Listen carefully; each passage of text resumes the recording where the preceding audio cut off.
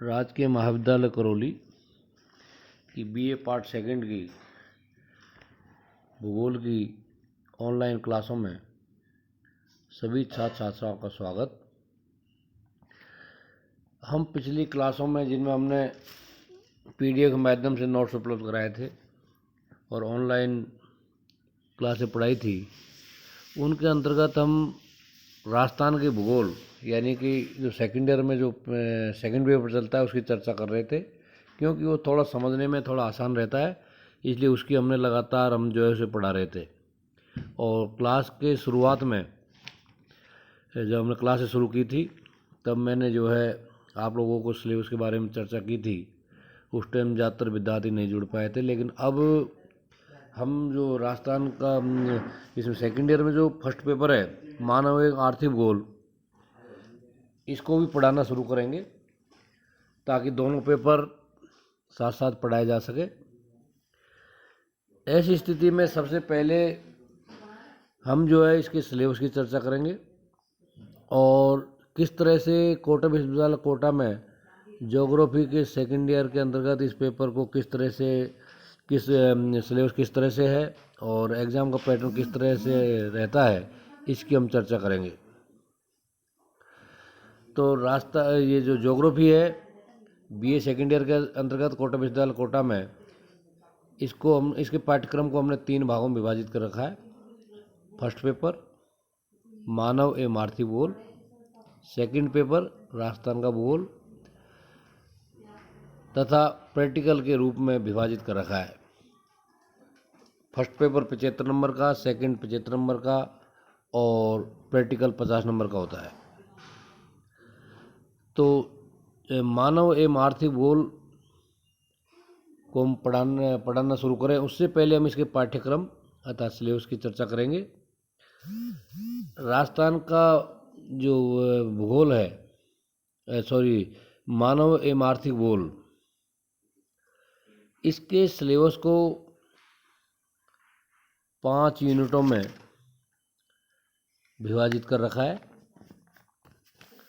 और ये स्क्रीन पर जो है आप देख पा रहे होंगे।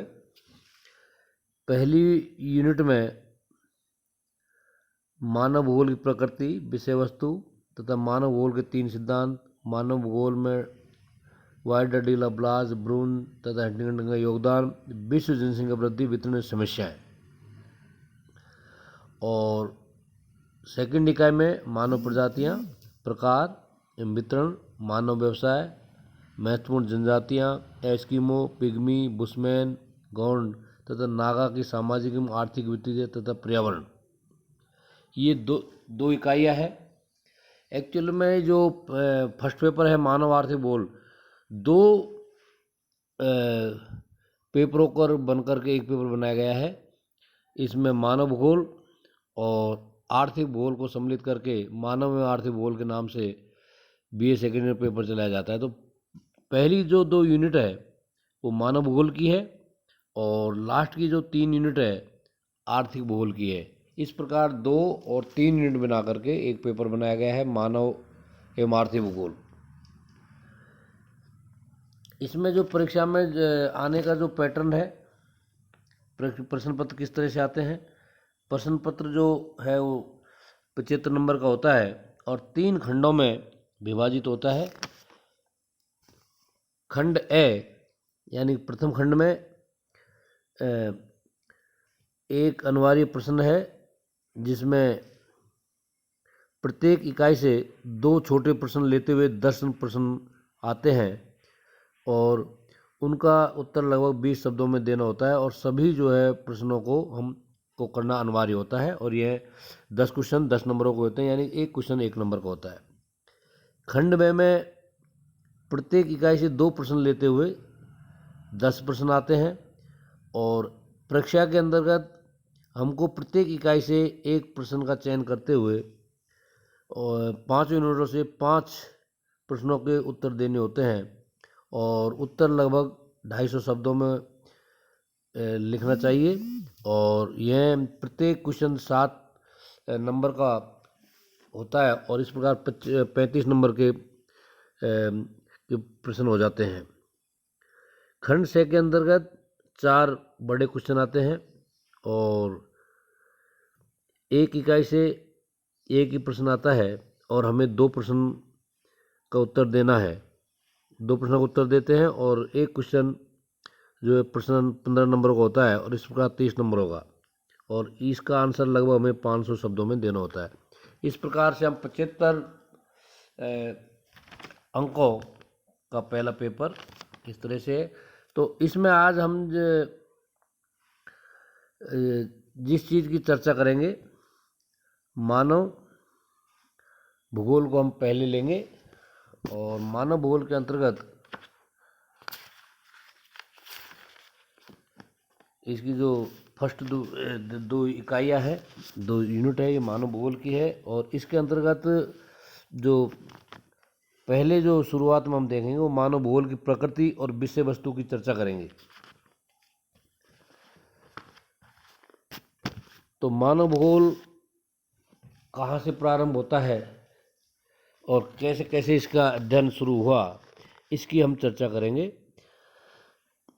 आधुनिक भूगोल का विकास 17वीं शताब्दी में हुआ और 18वीं शताब्दी में भौतिक प्रारूप को उद्भव विवरण का अध्ययन होने लगा। धीरे धीरे 19वीं शताब्दी के अंत तक यूरोप सहित विश्व के विभिन्न विश्वविद्यालयों में भूगोल को एक पृथक विषय के रूप में पढ़ाया जाने लगा। इस दौरान भूगोल में विशेषीकरण प्रारंभ हुआ तथा इसकी पृथक शाखाओं का विकास हुआ।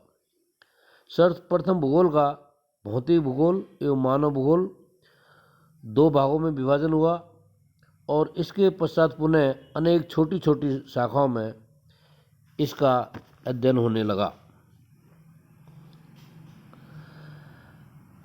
मानव भूगोल के अंतर्गत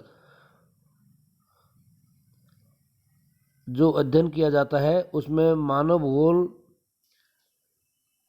के पृथ्वी तल पर मानव समुदायों के स्थानीय वितरण एवं विभिन्न प्रदेशों में किए गए पर्यावरण समायोजनों का अध्ययन किया जाता है। जनसंख्या का वितरण संपूर्ण प्रकृति में समान न होकर भिन्न भिन्न पाया जाता है, जिसका प्रमुख कारण विभिन्न प्रकार के पर्यावरण है, जिसके साथ मानव विभिन्न क्रियाकलापों के तहत समायोजन करता है। यह समायोजन मानव वर्गों द्वारा पर्यावरण की शक्तियों, प्रवाहों, प्रतिक्रियाओं के परस्पर कार्यात्मक संबंधों के रूप में प्रादेशिक स्तर पर किया जाता है, जिसका अध्ययन मानव भूगोल में किया जाता है।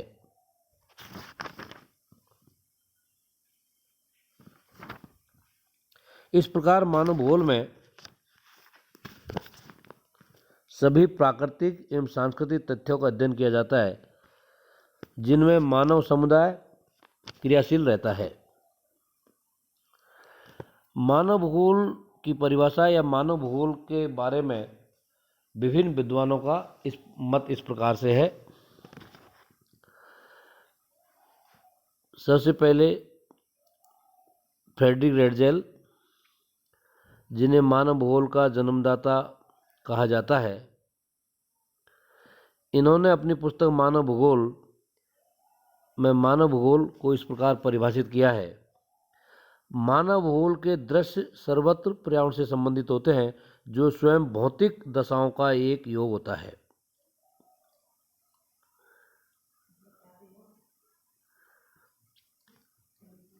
दूसरे प्रसिद्ध भूगोलवेत्ता कुमारी चर्ची सैंपुल, जो कि अमेरिकन भूगोलवेत्ता है और रेडजेल की शिष्या है, इन्होंने मानव भूगोल के बारे में मानव भूगोल इस प्रकार परिभाषित किया। मानव भूगोल अस्थायी पृथ्वी और चंचल मानव के पारस्परिक परिवर्तनशील संबंधों का अध्ययन है। वाइल्डर डी ला ब्लास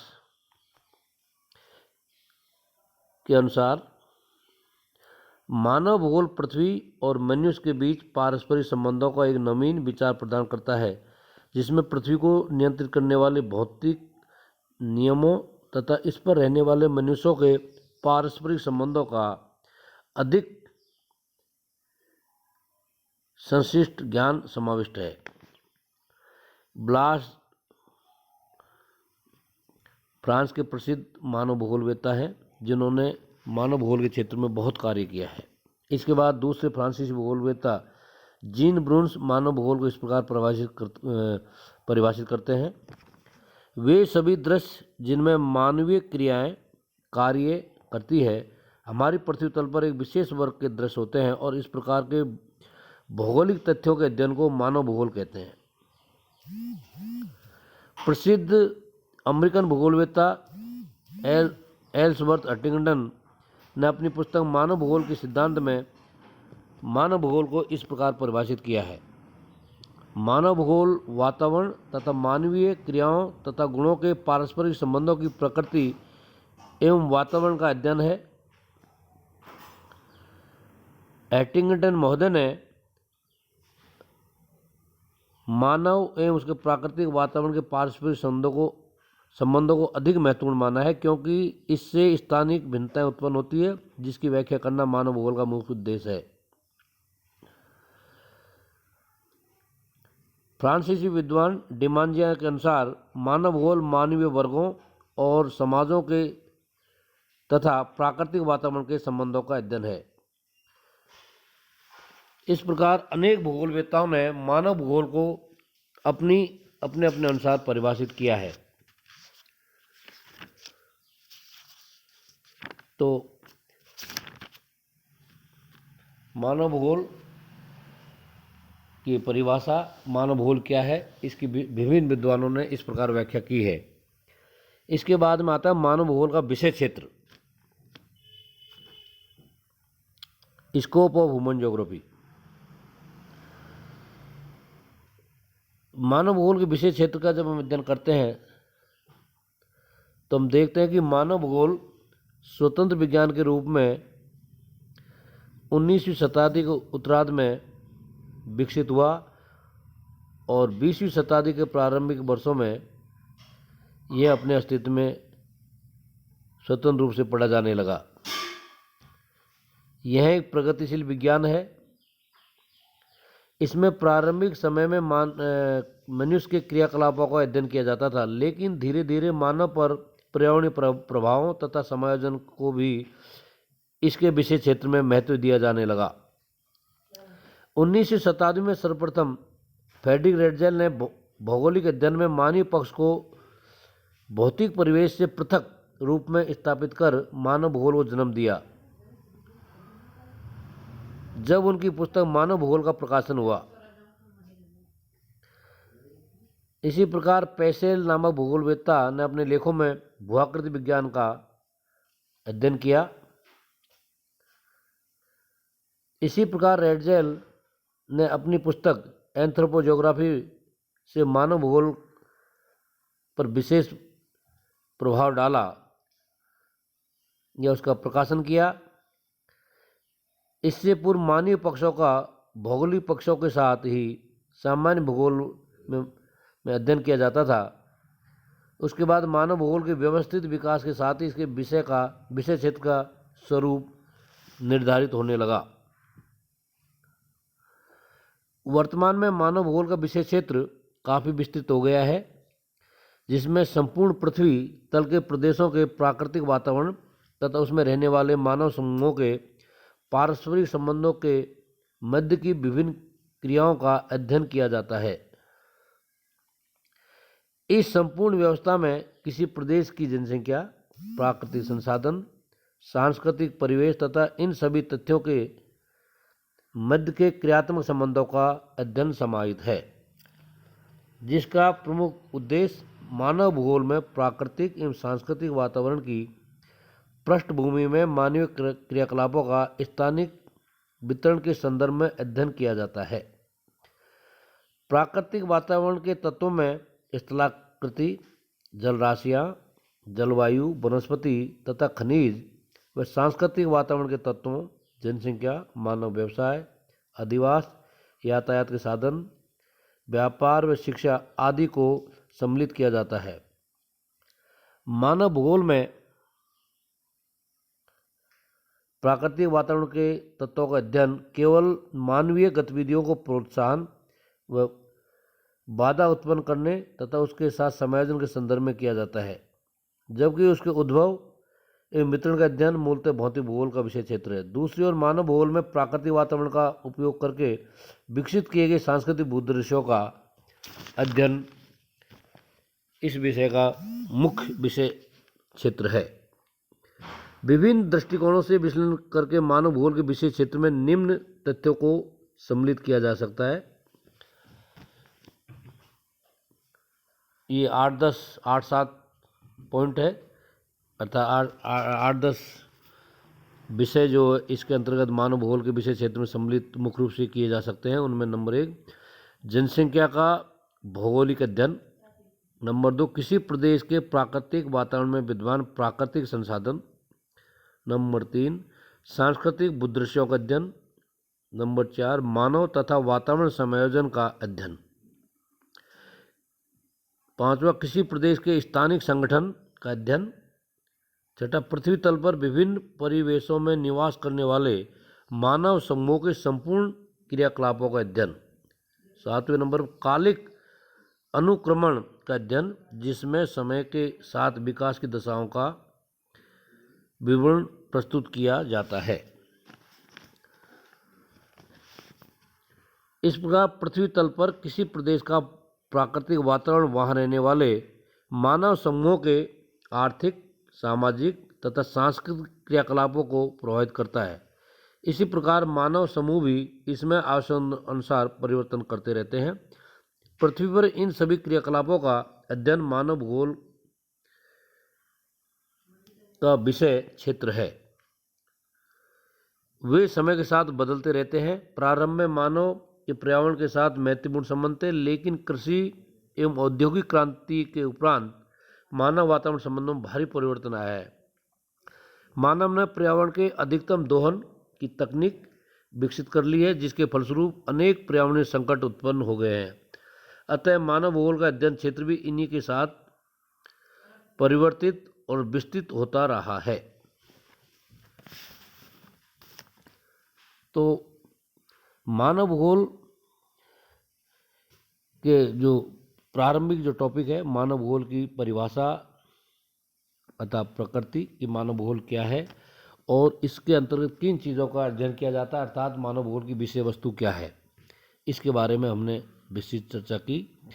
और आने वाले जो पॉइंट जो टॉपिक है जो हम अगली क्लास में अध्ययन करेंगे, ऑनलाइन क्लास के अंतर्गत हम पढ़ाएंगे मानव भूगोल के 3 सिद्धांत। जो सिलेबस में जो दे रखा है उसको हम क्रम से पढ़ाते जाएंगे और आप लोग रेगुलर इसको पढ़ते रहें, ताकि जो महाविद्यालय बंद पड़े हैं उनका जो है अध्ययन का आपको नुकसान नहीं हो, पढ़ाई का नुकसान ना हो। आप लगातार जो है ऑनलाइन क्लासों में जुड़े रहें और समय समय पर हम जो है ऑनलाइन क्लास का वीडियो आपको भेजते रहेंगे। धन्यवाद।